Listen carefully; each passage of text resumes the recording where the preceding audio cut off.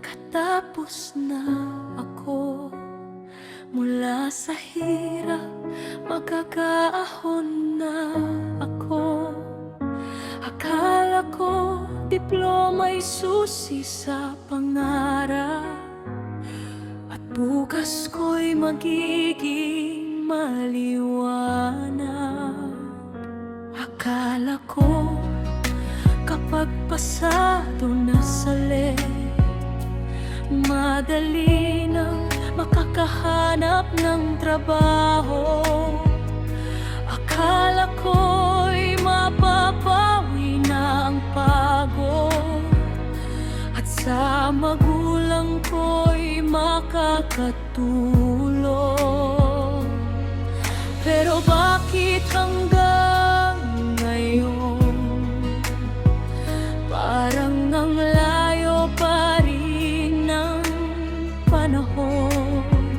Ang pangarap kong magturo sa silid-aralan, hanggang pangarap pa rin ang nasasagwan. Ito pala ang pinakamaling akala ko, na pag nagtapos na ang pagsubok ko, akala ko'y budpaster, bukas ay may trabaho. Ngunit bakit hanggang ngayon naghihintay pa rin ako?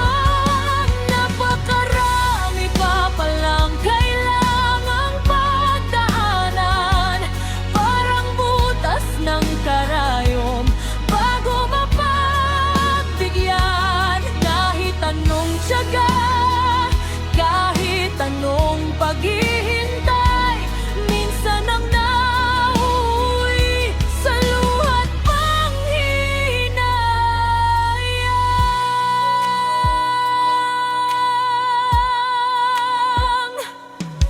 Masakit mapag-iwanan ng mga bagong dating, nakakapagtapos pa lang, ngunit sila'y nauna rin. Ako'y naunang nagsikap, naunang nagtapos, ngunit bakit parang ako ang laging nasa dulo? Wala akong malakas na masasandalan, walang pangalan na pwedeng banggitin sa laban. Sariling sipag lang ang aking puhunan, pero tila kulang pa rin para sa pangarap na tahanan. At kapag may nagtatanong sa akin, bakit hanggang ngayon wala ka pa rin? Ngumingiti ako kahit puso'y nasasaktan, dahil ang toto'y gusto ko na ring sumuko minsan. Ito pala ang pinakamaling akala ko, na pag nagtapos na ang pagsubok ko,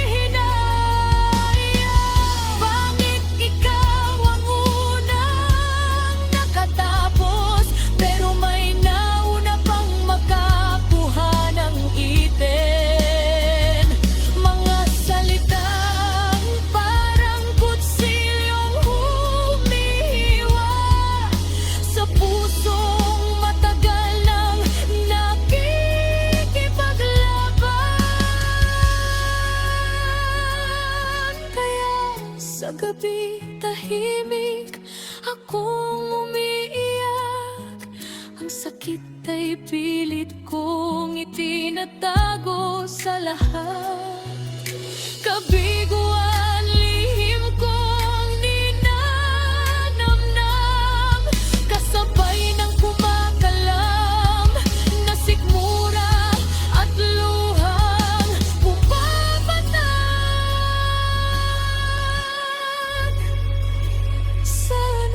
Sana naman ay mapansin din kami, mga naunang nagtapos, naghihintay sa tabi.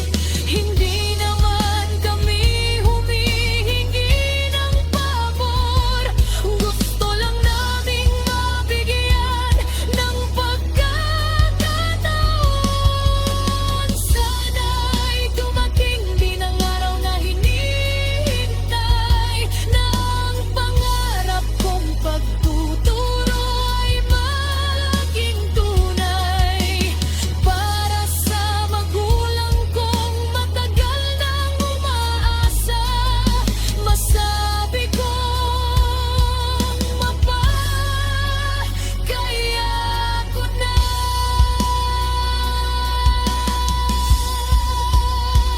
Hindi pala sapat na ikaw ay nakapagtapos. Hindi pala ibig sabihin tapos na ang unos.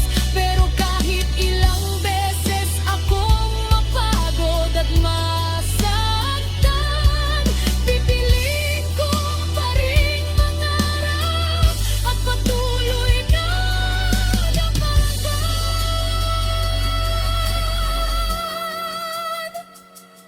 Dahil ang pinakamaling akala ko man ito